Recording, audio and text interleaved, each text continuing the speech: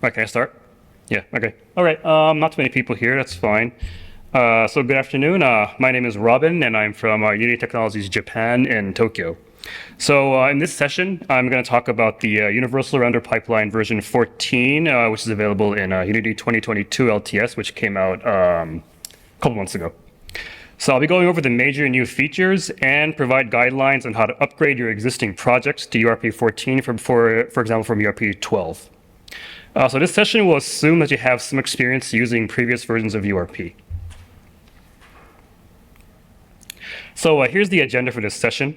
So I'll first go over the major new features in URP 14, which you might be familiar with some previous presentations from Unity. But after that, I'll go through what you need to do to upgrade your project, upgrade your existing projects to URP 14 from earlier versions. So this will mainly involve upgrading your renderer features and custom shaders if you have any. So I'll be including code examples for these upgrade tips. Lastly, I'll cover some miscellaneous tips you might find helpful, and finish by talking a little bit about the URP 2D renderer. So let's begin.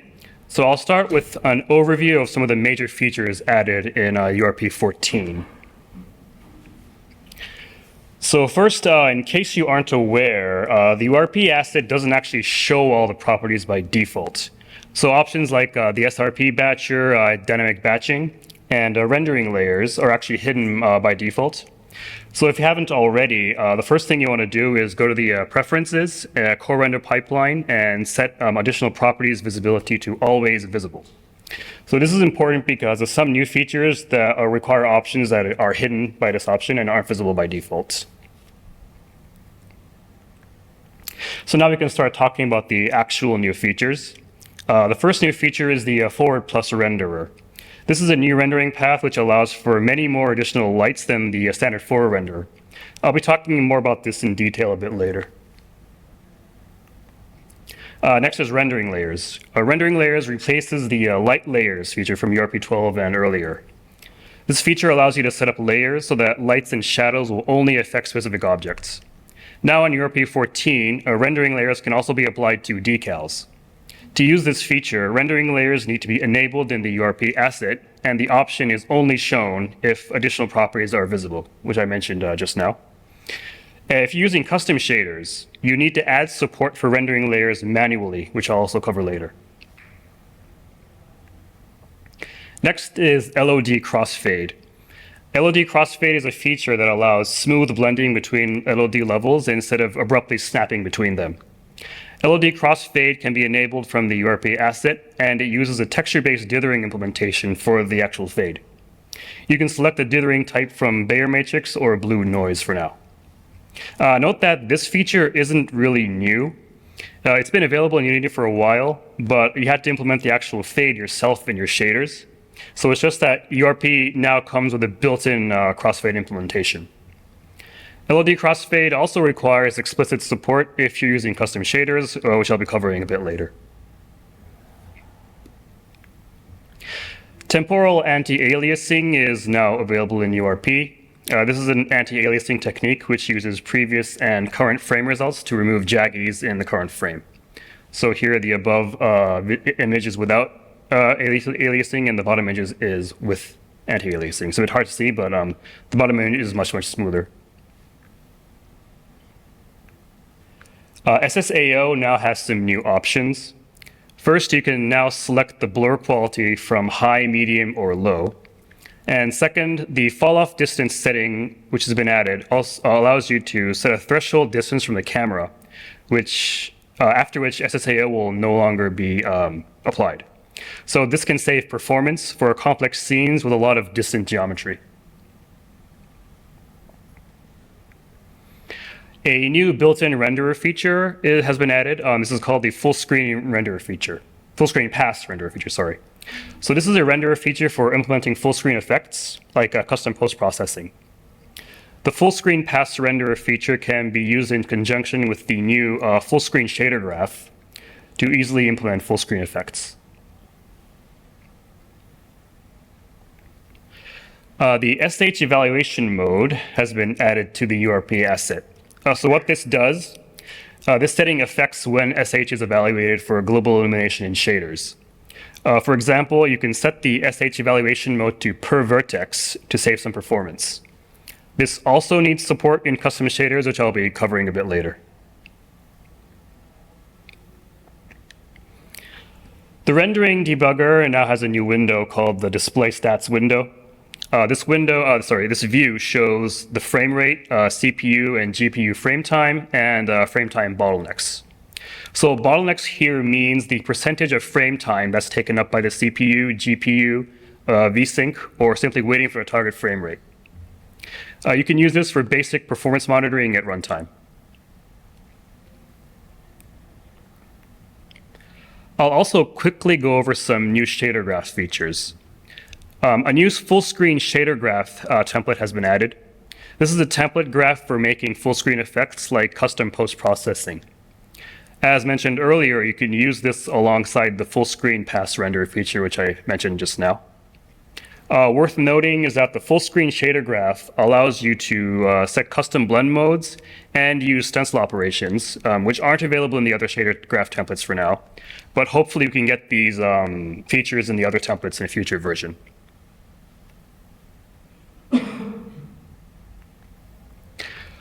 Also, a main light direction node has been added to the shader graph. So this gets you the direction of the main directional light. It's only for the main light, and it doesn't return color, attenuation, and so on, so it's not useful for custom lighting models, unfortunately. For custom lighting, you'll still need to use the custom function node and implement the lighting yourself using HLSL code.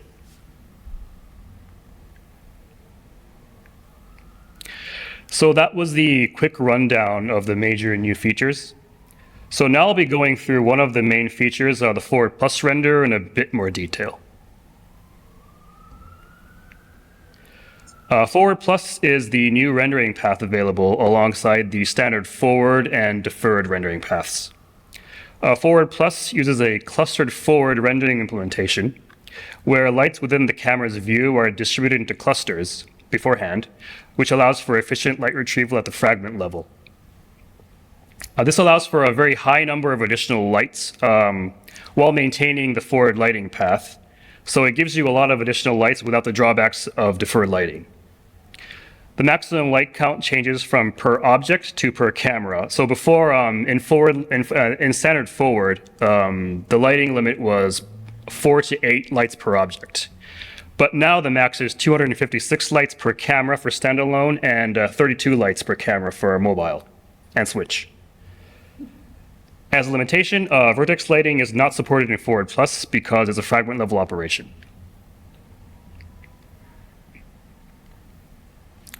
So if you're using custom shaders, Forward Plus will require some additional code to support. So you still use the same light mode as the forward renderer, which is universal forward and universal forward only. However, since the get additional light count function returns 0 in Forward Plus, you need to write some specific light retrieval code for the Forward Plus renderer. You can see examples in the URP package's lighting.hlsl include file, but we'll cover this in a bit more detail later. So should you switch to Forward Plus or not? For those using the forward renderer, if you have a low light count, you likely won't see much significant performance benefits. So if your light count is very low, like 1 or 2 lights, then the additional processing of Forward Plus could actually have a slight overhead. If you have around like 4 to 6 lights, you will likely see a performance benefit depending on the number of objects and the light ranges. But please profile your project yourself. For those using deferred, I'm not sure if there are many people using deferred lighting here. Forward Plus still uses forward lighting, so it doesn't have the drawbacks of deferred lighting. So these drawbacks include, for example, limited lighting models, since the lighting is handled in a separate deferred pass, and no MSIA for deferred. For scenes with high geometry complexity, it's quite possible that deferred will be more performant than Forward Plus. So again, please profile your project yourself. So that's it for the major new features in URP 14. Next, I'll go over what's required to upgrade your existing projects to URP 14. I'll first go over upgrading your custom renderer features. There are some breaking changes and deprecations in the code with the URP API that will require code changes on your end if you're using a lot of custom renderer features. At the end of this section, I'll share a code example of a renderer feature written for URP 14. First, there's going to be a lot of code in this section, so just forewarning. First, the render target handle class is now obsolete and has been replaced by the RT handle class. Some of you might be familiar with this already. So render target handles are most often used when you're doing blit operations in your render passes, mostly for custom post-processing. Using render target handles in the URP will now trigger a deprecation warning, and this could be made obsolete in the next Unity version. So you need to migrate to the new RT handle class instead.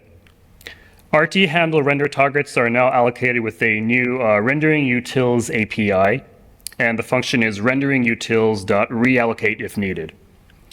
So you can look at the URP manual's upgrade guide for more details, and an example of using this API is included in the code example, which I'll be sharing later.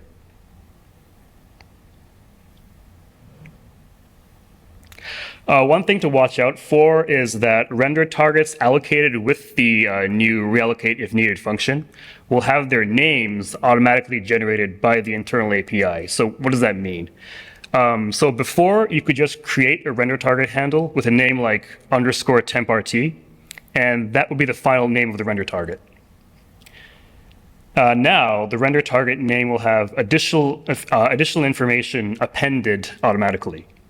So now, creating an RT handle with the name _temp_rt, this will actually result in the name _temp_rt, _ the resolution, _ the graphics format, _ texture format, etc. And it'll be a very much longer name depending on the settings in which you create the actual render texture.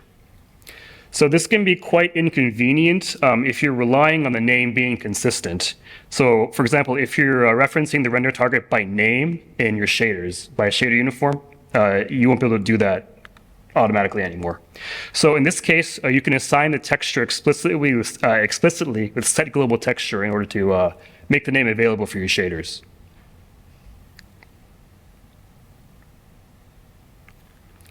So next is a small change in accessing the camera color render target.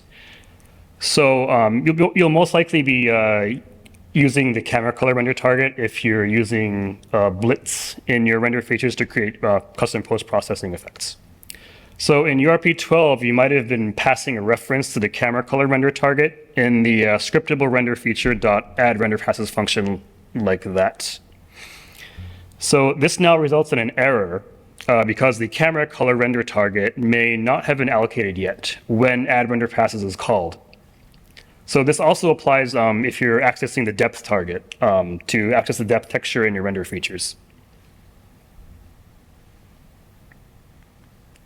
So instead, there's a new function in scriptable render feature called setup render passes. So this is called this is guaranteed to be called after all the render targets have been properly allocated. So instead of add render passes, you should now use setup render passes instead if you need to access the camera color render target or the depth target. So this is also covered in the URP manual's upgrade guide.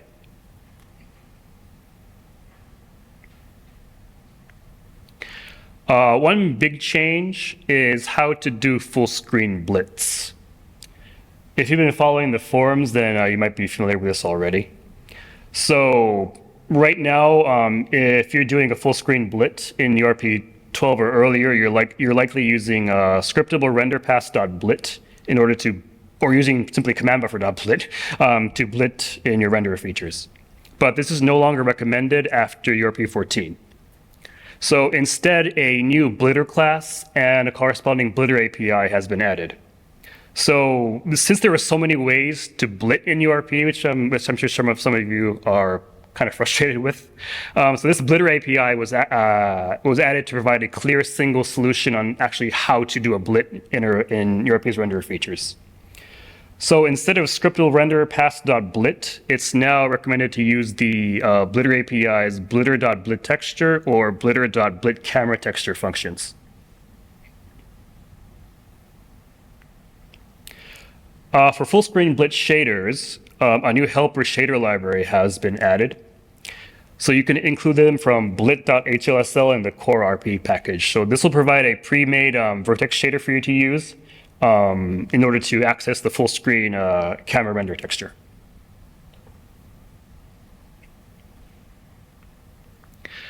So the URP manual has a page dedicated to a full screen blit example. But one warning regarding this example. Currently, the manual's example uses the same source and destination render target for blitter.blit camera texture. So it's using blitter.blit camera texture to blit from the camera directly from the camera color target to the same camera color target. So this is an error in the documentation since blitting between the same render targets is actually not allowed, or sorry, not supported, and it will result in undefined behavior. So it might work fine on one platform and fail on another. So this will the example currently in the URP manual will work on a Mac but fail on Windows because of differences in the graphics API. So you still need to allocate a temporary render target and blit twice in order to do a full screen blit. In order to in order to blit back into the camera's render target and in a camera render in a renderer feature.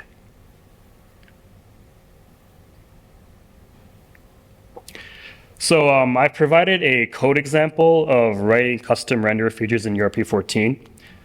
This is an example of a common use case we get from users where you want to render sRGB or gamma UI in a linear color space.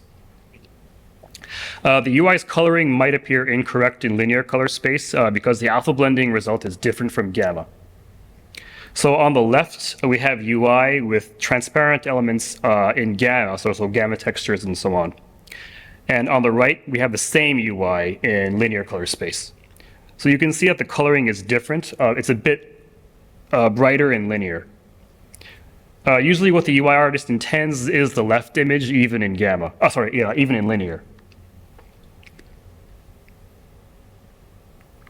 So this example uses custom renderer features to perform the UI's alpha blending manually and do the necessary color conversions in order for the UI to match the look of gamma even when the project is in linear color space. So the steps are, first we render the UI into a custom render target called UI texture.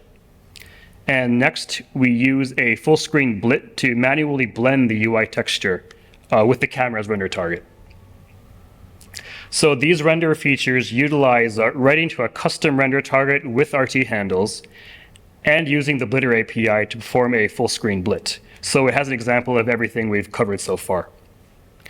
The example project is available on GitHub through this link, so please take a look if you're interested. And I believe these slides will be shared later, so don't worry even if you miss it for now.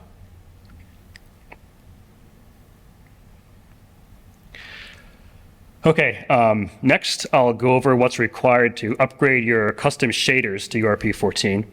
So some of the new features introduced in URP 14 require shader implementation on your end. So this section will explain how to support these new features in your custom shaders. So notice if your custom shaders from URP 12 should usually work fine without any issues. So this is only if you want to use URP 14's new features in your shaders.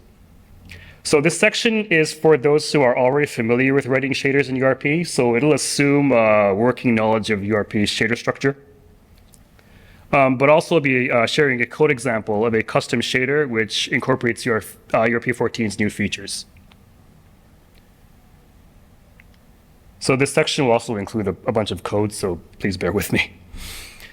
First off, if you're using shader graph, there isn't anything you need to do to support URP 14's new features because it's all handled internally by shader graph. However, a shader graph still has some limitations which may require you to write hand-coded shaders.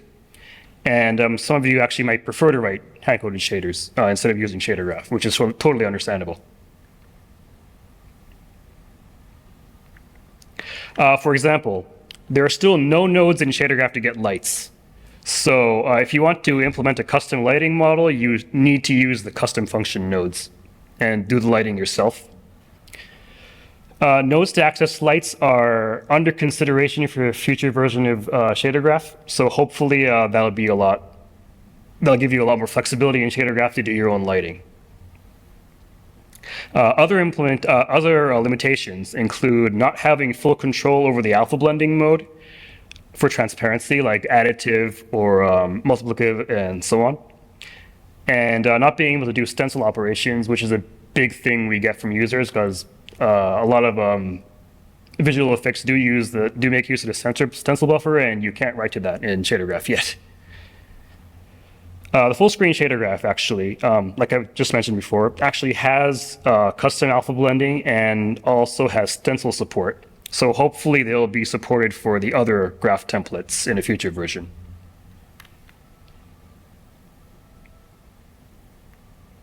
So for those who are writing custom shaders or plan to write custom shaders, let's go over how to integrate URP 14's new features. So first is the forward plus render, which likely is the most important feature for a lot of people. So there's going to be a lot of code here from here on. The forward plus shader keyword will be enabled when forward plus is active. Then in your fragment shader, you should check if forward plus is enabled and then do the forward plus lighting. And since forward plus lighting still uses forward lighting, you do this in the universal forward pass like usual forward lighting.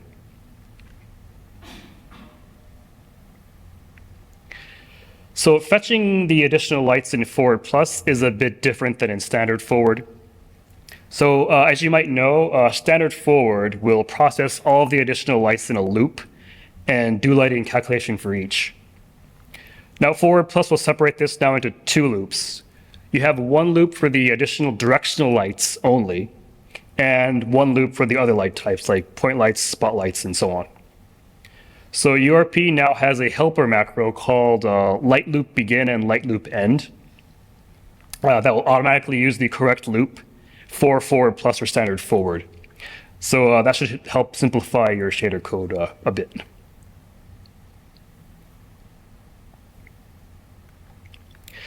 Next is supporting rendering layers for lights. So if you wrote shaders for URP 12, you might be already familiar with the light layers keyword. So the light layers keyword will be enabled when rendering layers for lights are active. Then in the fragment shader, you check if each light includes the object's rendering layer before applying the lighting. So what does that mean? So to check for an object's rendering layer, you can use the getMeshRenderingLayer function. Then when you're applying lighting, you can use the isMatchingLightLayer function to check whether the current light includes the object's rendering layer. And if the light includes the object's rendering layer, then you can apply the lighting as usual. And if the object does not include the object's rendering layer, you can ignore it.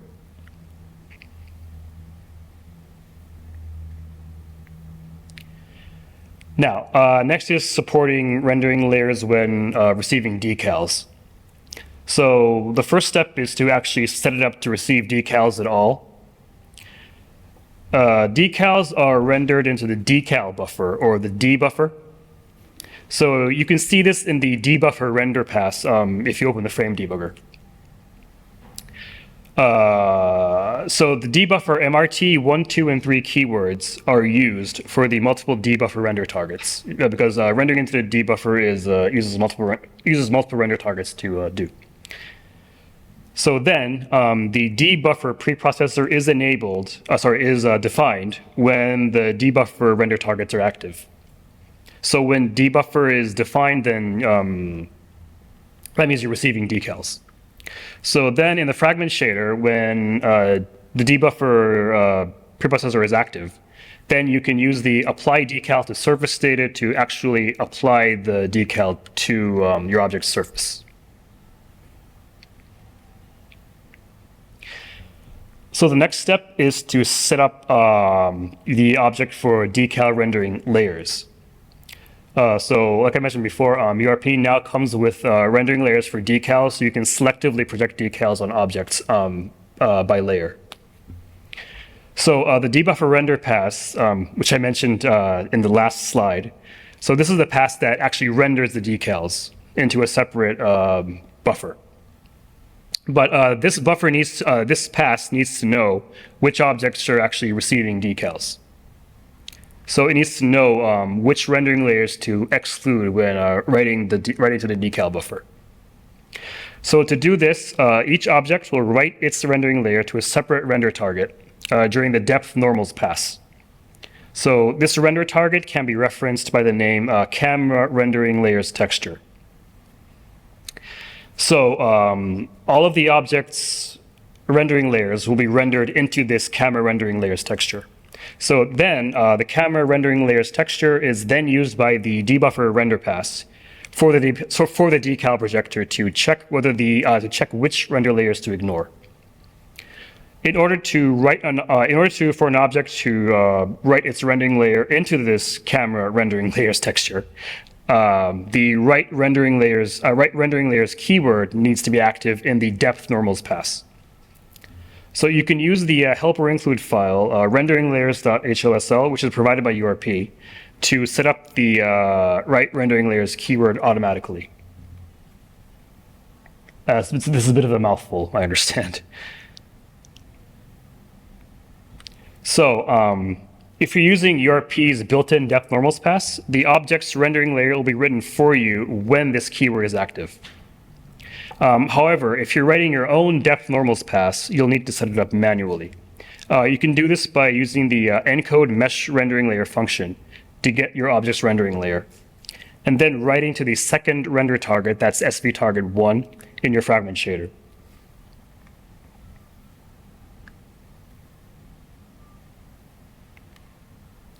Next is supporting LOD crossfade.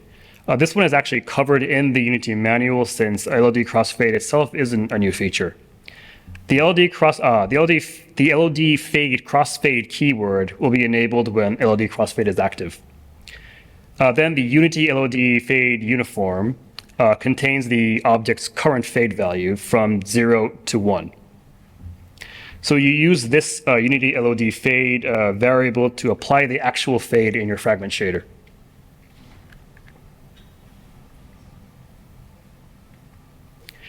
You can use URP's built-in crossfade implementation in your custom shaders as well.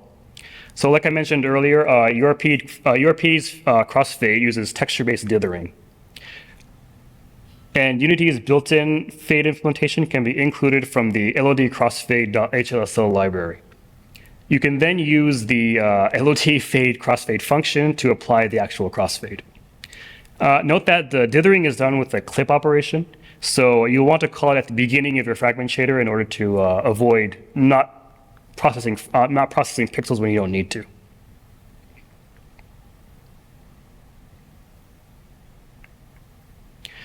You can also write your own crossfade implementation that doesn't use dithering or simply uses alpha or whatever you want, like is required if you use the LOD crossfade feature in the built-in render pipeline.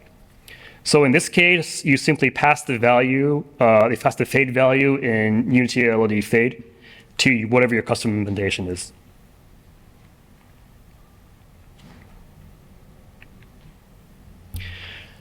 Hopefully we're almost done with this section. Next is supporting the SH evaluation mode option.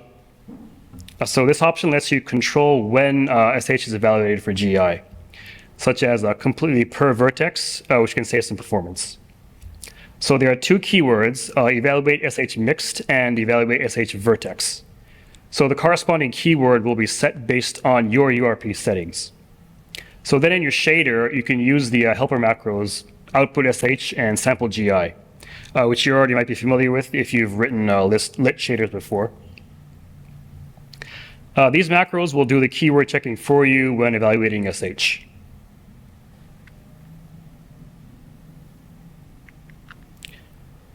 So we'll now cover some features which are not strictly from URP 14, but you might find helpful nonetheless. So the first is supporting the rendering debugger, which was added in URP 12. So in case you didn't know, custom shaders need to explicitly support the rendering debugger. So the debug display keyword is enabled when the rendering debugger is active. Then when debug display is enabled, you need to do rendering specific to the rendering debugger in your fragment shader. So the rendering for the rendering debugger always happens in the universal forward pass, even if you're writing a shader for deferred lighting.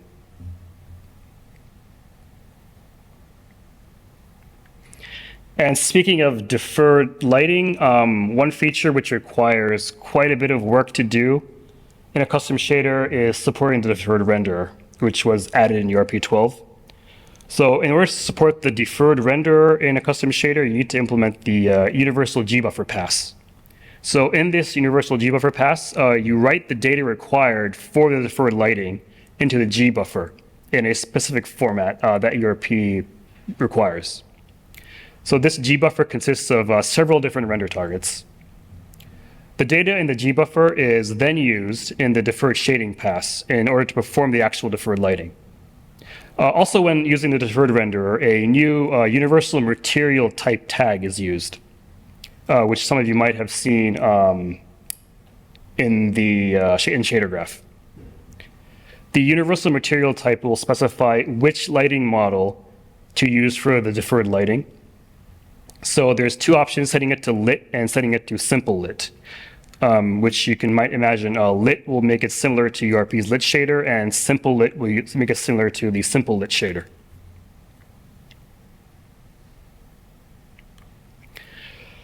So here's how to set up your custom shader for the deferred renderer. First, you need to add the universal material type tag, which I mentioned just now, and set it to either lit or simple lit. Then you add a new universal gbuffer pass, where you write the actual data into the gbuffer.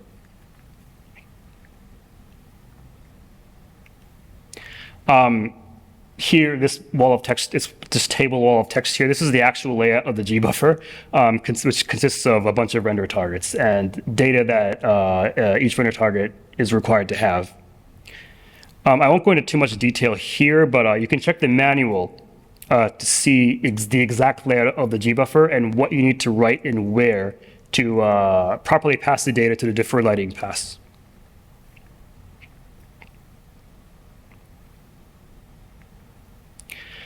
So the actual deferred lighting is done in a shader called stencil deferred, which is built into the URP package. So this shader uses the universal material type, which I mentioned earlier, to determine which lighting model to use. So it'll only do either lit or simple lit for now. And since the shader can't be edited, you can't modify it to implement a custom lighting model in deferred, which I'm not sure if that's a huge factor for developers, but yeah.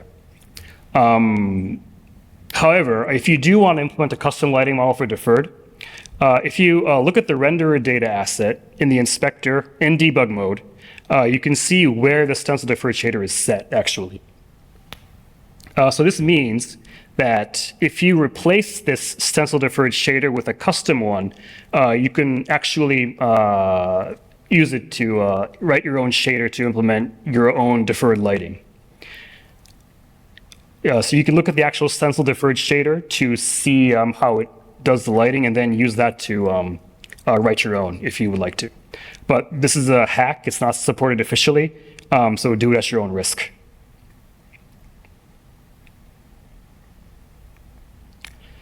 Okay, finally, I provided a code example of writing a custom shader in URP 14. So this is a basic lit shader, which supports the following features. It supports the forward plus renderer, it supports rendering layers, LOD crossfade, the SH evaluation mode, the rendering debugger, and also the deferred renderer. It doesn't include a custom deferred lighting pass, but it shows an example of how to write to the gbuffer if you're writing a custom shader. So this example project is available on GitHub through this link, so take a look if you're interested. Also, URP's built-in shaders like the simple lit shader are a great resource to learn how to write custom shaders, especially if you're writing custom lit shaders.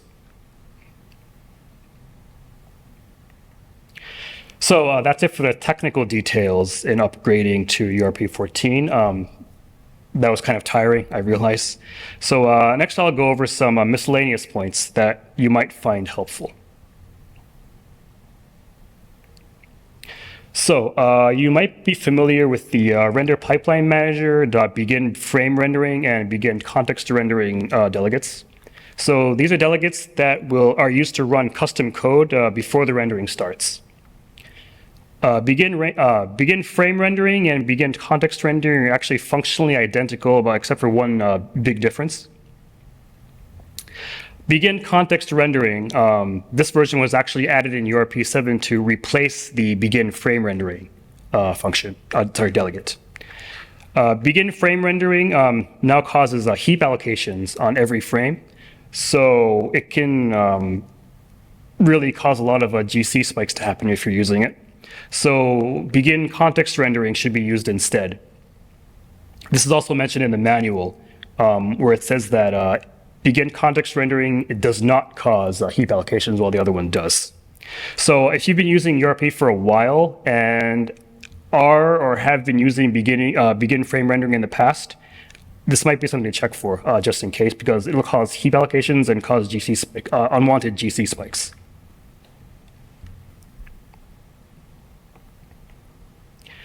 Next is a change in how the Shadowcaster passes are run. So before UDD 2022.3.3, the Shadowcaster passes would be executed even if no shadows are actually in the scene. This will cause a slight CPU overhead. Yeah, you actually be able to see this overhead in the profiler if you open it up. After UDD 2022.3.3, disabling shadows in the URP asset completely will cause the Shadowcaster passes to no longer be executed. So if you're looking at performance, an upgrade might be something to consider. Note that disabling shadows on individual lights is not enough. You need to disable the lights completely in the URP asset by disabling shadows, in the URP asset by checking off the boxes for shadows.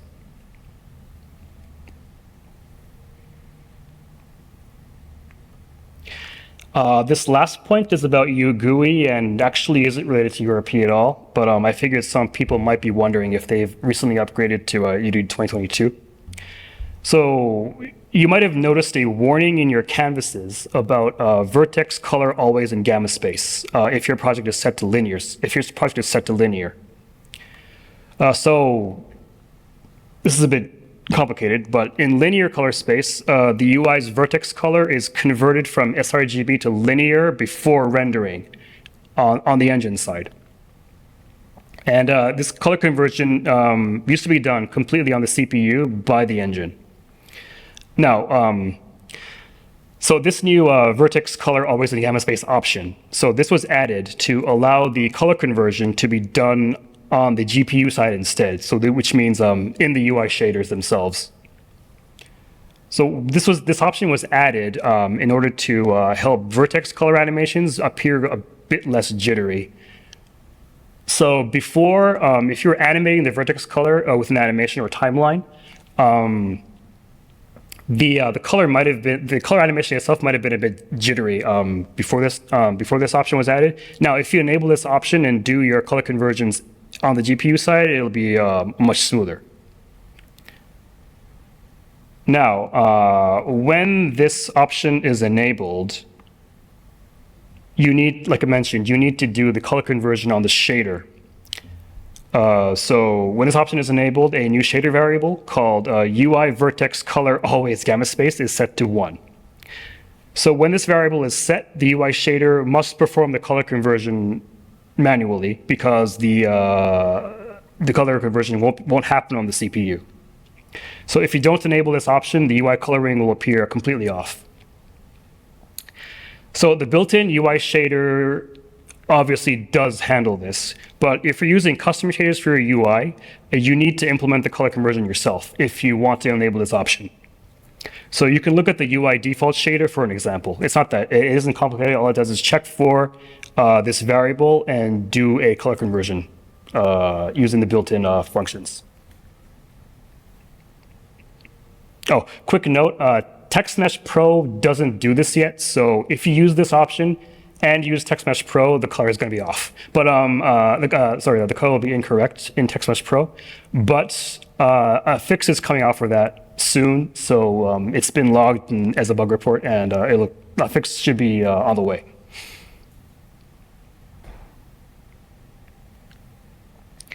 Okay, now I'll be going over some optimizations to shaders that were introduced in Unity 2022. These aren't specific to URP, but you'll get the benefit no matter what. So you get the benefit no matter what pipeline you're using. So first up is shader variant pre-filtering. So this adds shader keyword filtering based on your project settings. So normally stripping shader variants happens at the very end of the shader build process. And determining which variants to strip can take a very significant amount of time when you're building. So shader variant pre-filtering will filter multi-compile keywords beforehand based on your project settings. So this leads to improved build times, and especially incremental builds on the same machine will be much, much faster. So this is enabled by default and doesn't require anything for you to turn on.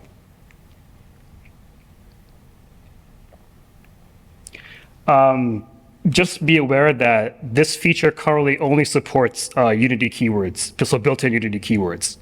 So you can't apply this pre-filtering to your custom keywords yet. So you can actually see which keywords are being pre-filtered in URP by inspecting the URP asset in debug mode. So these settings will always be automatically overridden by URP when you build, so you can't actually change them yet. So pre-filtering support for custom shaders is being considered for a future version. So hopefully that'll be coming soon. So the next improvement is dynamic shader loading, which lets you control the memory used by loaded shaders. So by default, when a scene or asset is loaded, all the shader variants being referenced are loaded into the memory at once. And they will remain in memory until the assets referencing the shaders are all unloaded. So what dynamic shader loading does is it can be used to set a limit on the memory used by shaders. So shader variants will then be loaded into memory as they are needed for rendering, and the shader variants above the memory limit will be eliminated by LRU. So this can greatly reduce the memory used by shaders. However, it will also cause more runtime shader loading, so it'll be a trade-off between performance and memory. So next, that's it for the major technical stuff. So next, I'll briefly introduce the new 3D sample scenes, which are coming to URP. So a new collection of 3D sample scenes for URP are currently in development. These scenes include a variety of visual styles and examples of shader graphs and render features in order to achieve each specified look. So these samples will be coming soon to Unity 2023.2 and 2022.3. So these sample scenes are actually talked about in a bit more detail at this year's GDC, so you can watch the presentation from the link here. And finally, I'm going to talk a little bit about the URP 2D renderer. So the 2D renderer is now no longer experimental after URP 12, so you're encouraged to use it. So a new URP 2D sample project was recently released. This sample is called Happy Harvest, and you can find it on the asset store, provided by Unity for free. So this mostly covers the 2D lighting capabilities. And side note, but it also uses UI Toolkit for its UI, so if you're interested in that, it might be worth checking out too. So this example project and the 2D lighting features in URP or were talked about in more detail at this year's GDC. You can watch the presentation from the link right there. Lastly, I'll go through a few tips for migrating to the 2D render if you're considering that. The first point is shaders. Again, the 2D render's default draw paths will only draw the universal 2D light modes. Universal 2D and SRP default unlit light modes, which means universal forward is not going to be rendered. So if you're currently using the universal renderer for your 2D sprites and you're thinking of migrating to the 2D renderer, you need to change your shader's light modes from universal forward to universal 2D. And URP's built-in sprite shader actually implements both of those passes, universal forward and universal 2D, but they're identical. So that's why it works in both renderers. The next point is a limitation compared to the universal renderer. The 2D renderer fully supports the render features after URP 12, but you might notice that the 2D renderer doesn't include the universal renderer's layer filtering option. So this option in the universal renderer would let you exclude layers from being drawn by the default draw paths and only enabling you to only draw them with a renderer feature, like render objects. So, for example, a common use case would be to only draw objects in a render feature to do custom post processing only on a specific layer, and be able to blend that those results together. So, unfortunately, that feature is not supported in 2D. So finally, should you switch to the 2D renderer from the universal renderer? So first and most obviously, the 2D lighting features are going to be a huge benefit. Other than that, the 2D renderer is going to be generally more efficient than the universal renderer because the universal renderer will check for lighting features for 3D that you don't need in 2D. So there's no difference, actually no difference in sprite patching, so that's not going to be a factor. And like I mentioned before, the 2D renderer is missing that layer filtering option I just mentioned. So if that's important, it could be an issue, but that's actually not very hard to add by customizing the package. You can simply look at how Universal Renderer is doing it and sort of copy that into the 2D renderer. And yeah, that's it. We're done finally. So I realized the session was a little dense with a lot of technical details that might have been a little hard to follow. But like I said during the presentation, I've uploaded code samples to GitHub, so please take a look at your leisure for more concrete examples of what I talked about. So these slides should be made available later by the NZGDA. And yeah, I hope this section has been helpful for those looking to upgrade to URP 14. Thank you all for listening, and have a great day.